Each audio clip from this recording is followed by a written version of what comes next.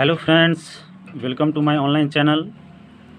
और आज मैं जो क्वेश्चन सॉल्व करने जा रहा हूँ वो क्लास 10th मैथ का एक्सरसाइज 4.3 का क्वेश्चन नंबर 3 है। ये क्वेश्चन है, an express train takes 1 hour less than a passenger train to travel 132 kilometre between Mysore and Bangalore without taking any consideration the time they stop at intermediate stations. If the average speed of the express train is 11 km per hour more than that of the passenger train, find the average speed of the two trains.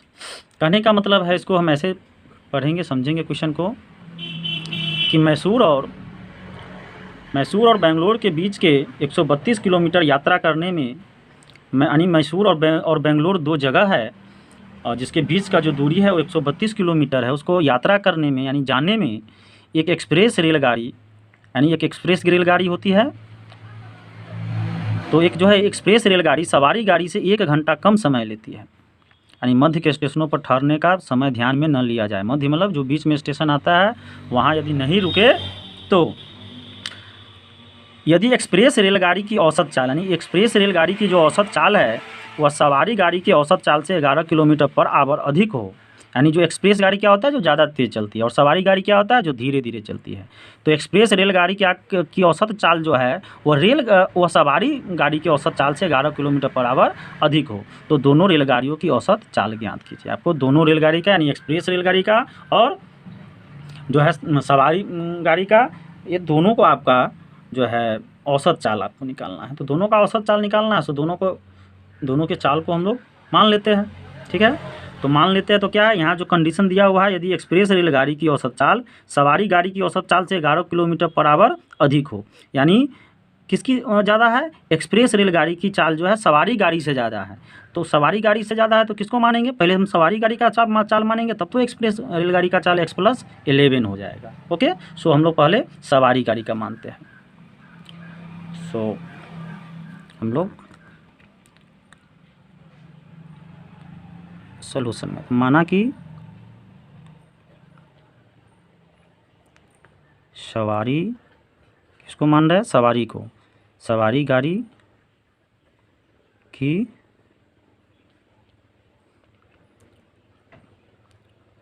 औसत चाल बराबर कितना होगा, इसका x kilometre चाल है, सो x kilometre per hour में। तो सवारी गाड़ी की औसत चाल x किलोमीटर पर आवर है, तो हम लोग एक्सप्रेस का मानना है। तो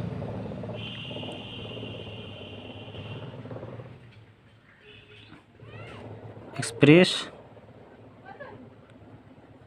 गाड़ी की औसत चाल कितना हो जाएगा, औसत चाल एक्सप्रेस की कितना हो जाएगा, ये देखो क्वेश्चन में यहाँ लिखा हुआ है कि एक्सप्रेस रेलगाड़ी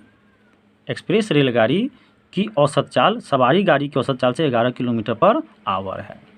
तो ये x है, इसलिए एक्सप्रेस का क्या हो जाएगा, x+11 हो जाएगा। ज़्यादा है इसलिए प्लस, कम रहता है तो माइनस।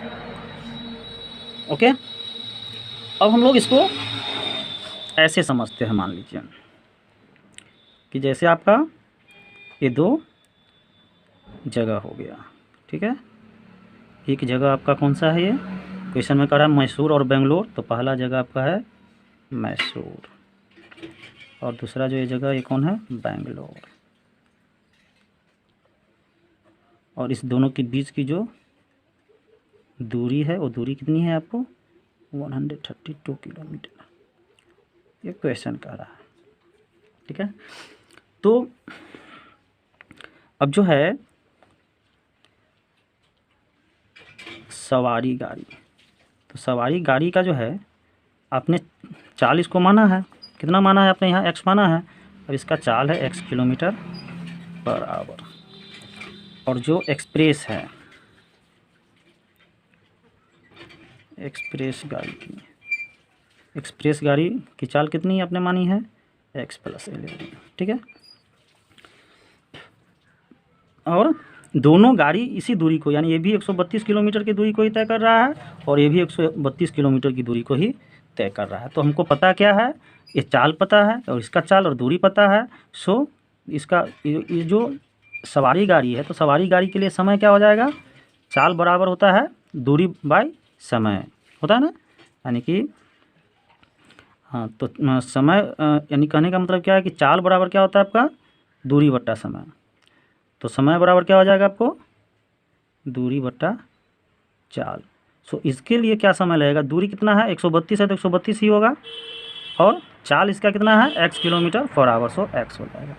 तो इसी तरह से ये जो एक्सप्रेस गाड़ी है तो इसको क्या समय लगेगा, तो इसको समय, इसका भी दूरी तो वही है, दूरी बट्टा चाल यानी 132 है, और चाल इसका क्या है x + 11 है। सो इसको जो सवारी गाड़ी को समय लगा ये 132 बट्टा x, और एक्सप्रेस गाड़ी का समय लगा 132 बट्टा x + 11 लगा। अब क्वेश्चन आपका कह रहा है कि यहाँ पे जो है क्वेश्चन को देखोगे कि 132 किलोमीटर यात्रा करने में एक्सप्रेस रेलगाड़ी सवारी गाड़ी से 1 घंटा समय कम लेती है। एक्सप्रेस रेलगाड़ी जो है सवारी गाड़ी से 1 घंटा कम समय लेती है, यानी यहाँ 1 घंटा समय दिया हुआ है। अब इस दोनों के समय में जो ये समय है और ये समय है, इस दोनों के समय में आपको 1 का अंतर है। तो अब यहाँ सवाल यह आता है कि हम किस में से किसको घटाएंगे। तो देखिए यहाँ इसका जो चाल है ज़्यादा है, और ज़्यादा चीज़ से अब किसी को डिवाइड करोगे, सेम नंबर को डिवाइड करोगे तो इसका समय कम समय होगा, इसको कम समय लगेगा, और इसका समय जो होगा वो ज़्यादा होगा, ज़्यादा समय लगेगा ना। यानी ये कम से डिवाइड होगा तो ज़्यादा आएगा, और ज़्यादा से डिवाइड होगा तो कम वैल्यू आएगा। सो हम लोग इसमें से इसको माइनस करेंगे। तब यहाँ हम लोग लिखेंगे प्रश्न से। तो प्रश्न से क्या हो जाएगा आपको कि ज़्यादा वाला कौन है 132 बट्टा x, और माइनस कम वाला कौन है 132 बट्टा x + 11। और दोनों जब ट्रेवल कर रहा है तो उसमें समय का 1 घंटा का अंतर हो रहा है, यानी इसके समय में और इसके समय को घटाने पर 1 घंटा का अंतर आ रहा है। सो हम लोग यहाँ पर लिखेंगे 1 लिखेंगे। ओके, अब आपको यहाँ एलसीएम इसका लेते हैं x और x + 11। तो x से x को डिवाइड करोगे तो x कैंसिल हो जाएगा। तो आपको सॉरी, सबसे पहले हम लोग यहाँ एक काम करते हैं, हम लोग सबसे पहले क्या करते हैं 132 इसमें भी है और 132 इसमें भी है। सो 132 को कॉमन ले लेते हैं। तो 132 को कॉमन ले लोगे तो क्या बचेगा यहाँ, ये 1/x, और इसमें से भी 130 तो ऊपर में 1 नीचे में x + 11 = 1।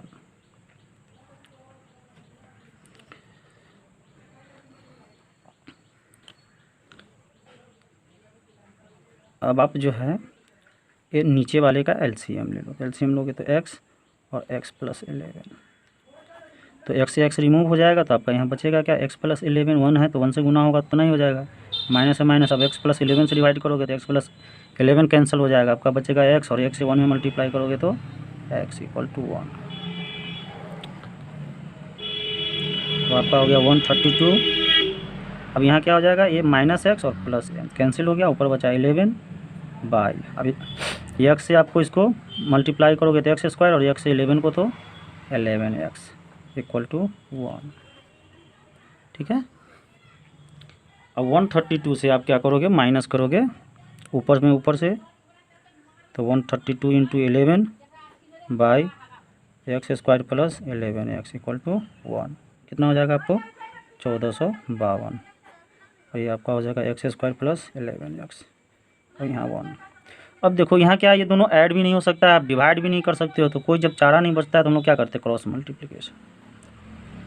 तो क्रॉस मल्टीप्लिकेशन करो आप। तो जब आप क्रॉस मल्टीप्लिकेशन करोगे तो x² + 11x से 1 को मल्टीप्लाई करोगे तो वही होगा x² + 11x, और 1452 को गुना करोगे तो 1452।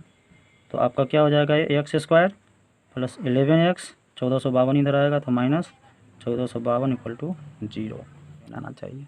तो ऐसा कौन सा 2 संख्या है जिसको आप जोड़ घटाव करोगे तो 11 आना आएगा, और गुना करने पे 1452 आएगा। तो इसलिए हम लोग क्या करते हैं, 1452 को ब्रेक करते हैं, गुणनखंड करते हैं इसका हम लोग। तो 1452 को जब आप गुणनखंड करोगे तो आपका कितना होगा, तो 1452 में आप 2 से इसको करोगे तो 726 हो जाएगा ये। फिर आप इसको 2 से डिवाइड करोगे तो 363 हो जाएगा। फिर आप 2 से डिवाइड करोगे तो 121 हो जाएगा, और 121 में किससे डिवाइड लगेगा, 11 से, तो 11 हो जाएगा।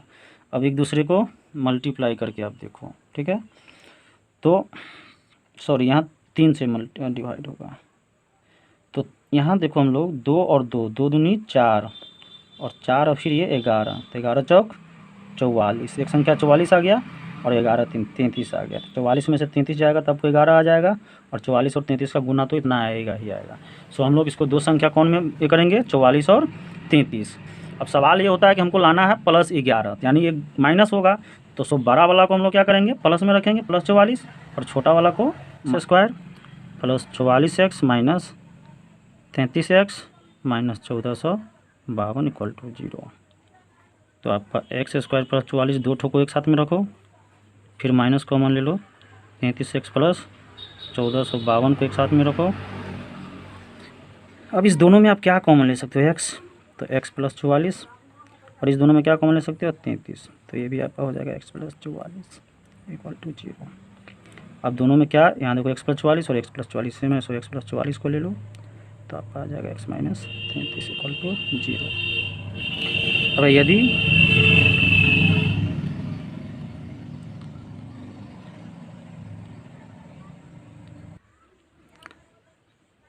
यदि x +44 इक्वल टू 0, तो x इक्वल टू -44 आ जाएगा।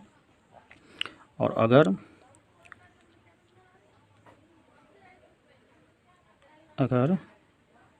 x -33 इक्वल टू 0, तो x इक्वल टू 30। अब यहाँ x का वैल्यू आपको दो आया, एक -44 एक -33। तो -44 यानी माइनस क्या है कि ट्रेन तो पीछे की ओर नहीं जाएगी, ट्रेन की चाल तो माइनस नहीं हो सकता ना, तो इसलिए ये जो वैल्यू हो जाएगा ये आपका अमान्य हो जाएगा, ये वैल्यू नहीं, माइनस का वैल्यू नहीं लिया जाएगा। हम मैंने क्या माना है, सो देखो यहाँ सवारी गाड़ी की औसत चाल x km/h, तो इसलिए सवारी गाड़ी की औसत चाल इक्वल टू x km/h। और x का वैल्यू कितना आया, 33। एक तो आया हुआ है -44 भी, लेकिन ये अमान्य है, इसको तो लेना नहीं है, सो हम 33 लेंगे, सो हो जाएगा 33 km/h हो गया। तो सवारी का बराबर, तो x + 11 km/h माना है, तो x का वैल्यू 33 और +11 km/h, से हो गया 44 km/h। तो ये आपका एक आंसर ही आ गया और एक आंसर ये आ गया। तो उम्मीद है कि आप इसको अच्छे से समझ गए होंगे। यदि वीडियो अच्छा लगा हो तो वीडियो को लाइक करें, और हमारे चैनल पे नए हैं तो सब्सक्राइब करें, क्योंकि आपको इस तरह का बहुत ही महत्वपूर्ण क्वेश्चन आपको तुरंत हमारे चैनल पे मिलेगा।